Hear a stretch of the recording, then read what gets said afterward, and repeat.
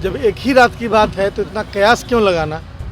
जनता ने जो फैसला दिया है, कल सुबह से आप सुनना शुरू करेंगे सब लोग, और हमें पूरी उम्मीद है, भरोसा है कि जनता ने इस महागठबंधन पर मुहर लगाए। और यह सिर्फ इस महागठबंधन पर मुहर नहीं है, पूरे देश में फिरका परस्त ताकतों के विरुद्ध खड़ा हो रहे समाजवादी सोच की पार्टियों और नेताओं के ऊपर मुहर होगा। हमें पूरी उम्मीद है कि दोनों सीट हम भारी बहुमत से जीतेंगे। नमस्कार, आप देख रहे हैं न्यूज़ फॉर नेशन में आपके साथ अभिजीत सिंह। कल जो बिहार विधानसभा के 2 सीटों पर उपचुनाव हुए थे, उसके कल नतीजे आ जाएंगे। जब इस पर हम बात किए बिहार सरकार के मंत्री आलोक मेहता से, तो उनका साफ तौर पर कहना है कि हम दोनों सीटों पर जीत रहे हैं। और वहीं बात करें तो चुनाव आयोग के द्वारा कहा जा रहा है कि कुर्नी में भी उपचुनाव होंगे और चुनाव आयोग के द्वारा डेट भी घोषित कर दिया गया है। जब इनसे आलोक मेहता से सवाल किया गया कि क्या पार्टी तैयार है वो कुर्नी जो उपचुनाव होने वाले हैं, तो उनका साफ तौर पर कहना है कि जो अनिल सहनी का जो विधायिका रद्द होने की बात कही जा रही है वो अभी कोर्ट में है मामला। उनका साफ तौर पर कहना है कि जो केस है उस पर जो उत्तर प्रदेश के उप मुख्यमंत्री हैं उनका भी नाम था, लेकिन उस केस से उनके बरी मिल गया है। तो अभी ये पूरी मामला कोर्ट पर है। क्या कुछ करे आलोक मेहता, पहले सुनिए उनकी बातों को। 2 सीटों पे जो उपचुनाव हुए उसके कल नतीजे आने वाले हैं। एक रात की बात है, क्या लग रहा है क्या होगा? जब एक ही रात की बात है तो इतना कयास क्यों लगाना। जनता ने जो फैसला दिया है, कल सुबह से आप सुनना शुरू करेंगे सब लोग, और हमें पूरी उम्मीद है, भरोसा है कि जनता ने इस महागठबंधन पर मुहर लगाए। और यह सिर्फ इस महागठबंधन पर मुहर नहीं है, पूरे देश में फिरका परस्त ताकतों के विरुद्ध खड़ा हो रहे समाजवादी सोच की पार्टियों और नेताओं के ऊपर मुहर होगा। हमें पूरी उम्मीद है कि दोनों सीट हम भारी बहुमत से जीतेंगे। सर, एक और उपचुनाव होने वाला है कुर्नी में, वहाँ पे आपके ही विधायक थे अनिल सहनी, अब उनका सीट खत्म हो चुका है।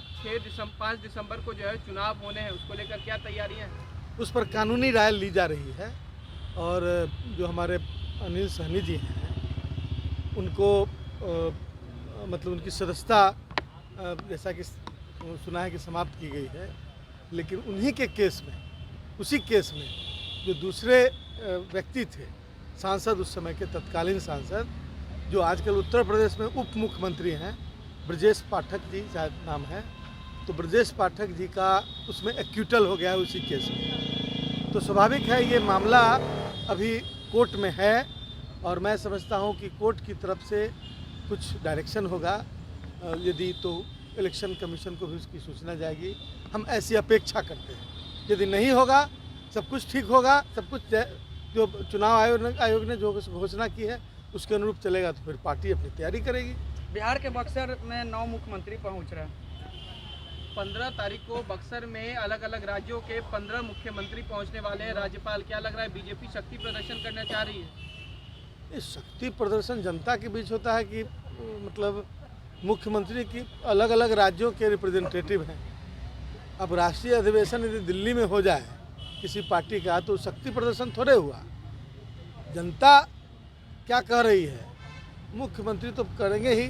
पिछले कुछ वर्षों में जिस तरह के उपाय किए गए हैं, राज्यों के विस्तार, राज्यों पर मतलब जैसे पुराने ज़माने में राजा, विस्तारवादी सोच का राजा दूसरे रियासत पर, दूसरे राज्यों पर हमला करके उसका कब्जा करने की कोशिश करता था, उसी तरह की व्यवस्था बनाने की कोशिश की जाती रही है।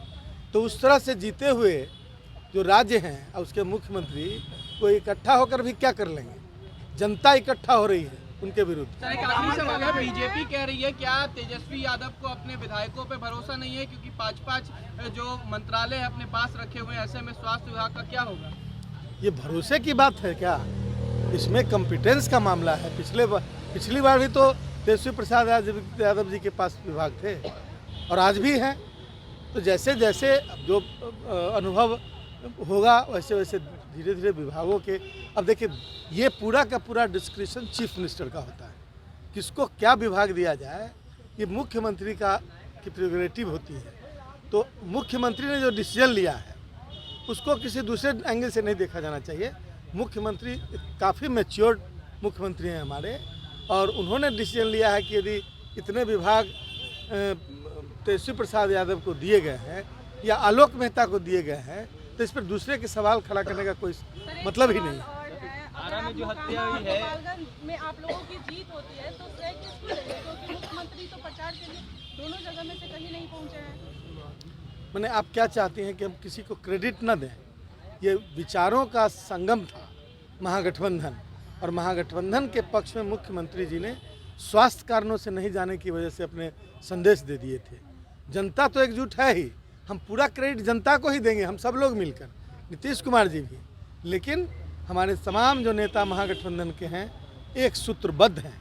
आने वाला दिन फिरकापरस्त ताकतों के लिए, सांप्रदायिक ताकतों के लिए चुनौती भरा दिन होगा। तो आपने साफ तौर पर सुना कि आलोक मेहता ने कुढ़नी के उपचुनाव पर भी उन्होंने साफ तौर पर कहा है कि ये मामला अभी कोर्ट में है, अभी कोर्ट के नतीजे नहीं सामने आए हैं। और वहीं बात करें तो उनसे जब कहा गया कि आपकी पार्टी कितने तैयार है, तो उनका साफ तौर पर कहना है कि अगर ऐसा होता है, उनकी सदस्यता जाती है, तो हमारी पार्टी पूरी तरह से तैयार है, हम भी वहाँ पर उपचुनाव में लड़ेंगे। ऐसे तमाम खबरों के लिए बने रहे न्यूज़ 4 नेशन के साथ। नमस्कार।